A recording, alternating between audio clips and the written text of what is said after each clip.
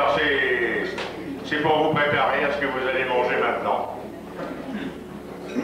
Notre Gorin est tué d'un matin, très pensé comme un vrai Gorin, avec des cris et des broyés qu'on entendait de toute la vallée. À cette heure, toute la maisonnée, les gars, les marraines, les guignols et les voisins et les voisines sont tous abrénés en cuisine. Le grand-père, il touille les riots, les drôles font enfiler la cousine en buffant dans la chalumeau, pendant que la mère, dans les boyaux, empoche les gogues à grande cuillerette. Tout autour, c'est une vraie curée, chacun tire son morceau.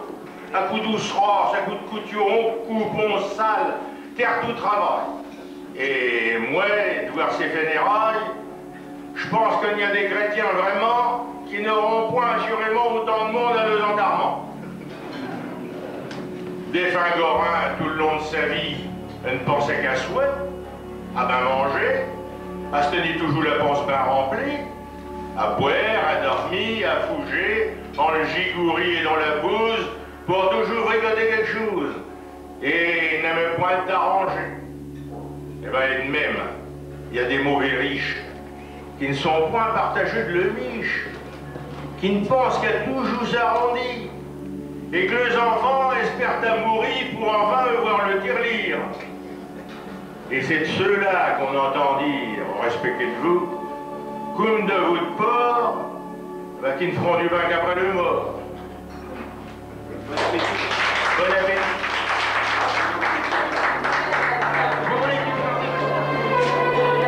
Victor Hugo a dit, ceux qui vivent, ce sont ceux qui luttent, et j'en ai fait ma devise.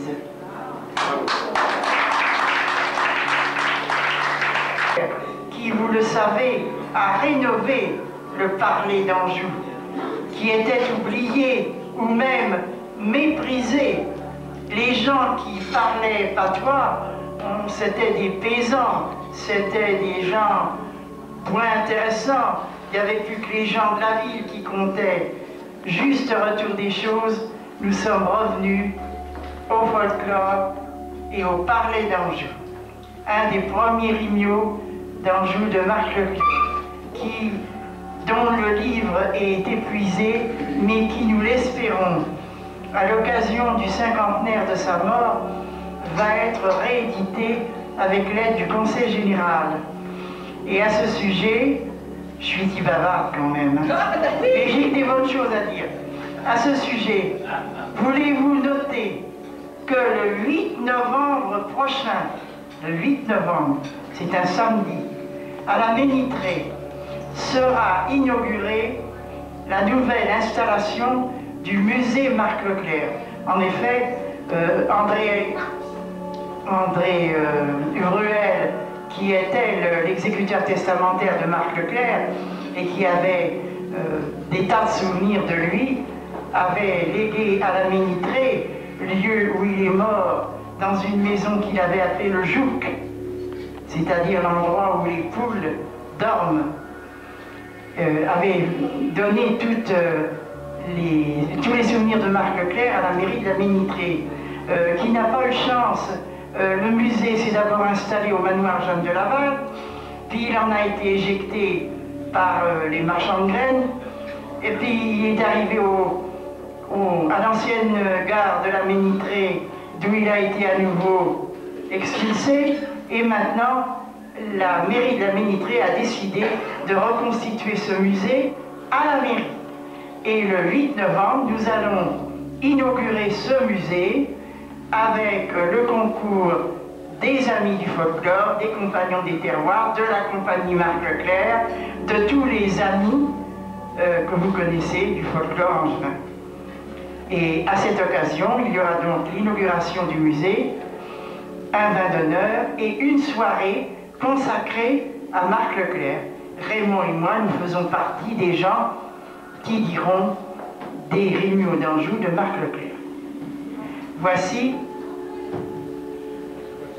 les Coiffants. Ils vont voir autrefois, entre les champs, entre les bois, sur les routes et les adressaient, venus 2 par 2 ou 3 par 3, les filles anciennes, un peu lassées, les jeunesses, un peu plus pressées, les femmes et les filles de chez nous, quand c'était fête ou ben dimanche, avec le si joli couette blanche, le devanture de souhait, le châle de velours, tout agrémenté de parnempis, et toutes les marraines, comme les filles, elles avaient un air bien plaisant. Les grosses fermières qui vont de Visant, le Gorin, le Volade, du prix que vendront les Romains, et les pauvres drouillères, dont tout le fait emplirait point le fond d'un bonnet, les jeunes et les vieilles, toutes pareilles, elles s'en allaient vers le clocher, en beurdassant, comme des abeilles qui vesounent autour d'un rucher. Et c'était encore plus beau aux noces. Il y avait point de belles dames en carrosse, mais on voyait dès un matin, par les sentiers, les routins, les voisins venir à grandes trolées, et sur les routes, des corionnés, à mulonner à plein de ridelles, les femmes assises, les hommes debout, qui venaient de partout. Et tout ce monde-là, uns et fumelles, les gars, les filles et les cognoux, ben affûtés dans le nocio, le dorure et le beau costume.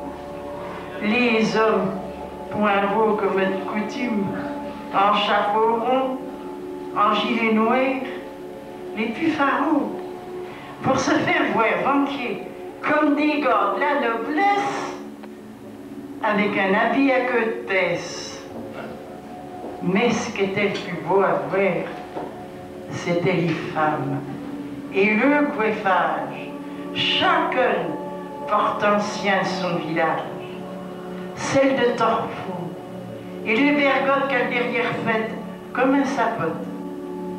La coiffe tournante des saumuroises, la boîte à laver des bourgeoises de Varin, Saint-Cyr et du Coudray, les collines de Montreuil-Bellay, et puis, avec toutes les ailes blanches, comme des papillons sur les branches, les coiffes à volants, des Poncet, de Saint-Florent ou 23 les laides en étaient embellies, et les belles un peu plus jolies.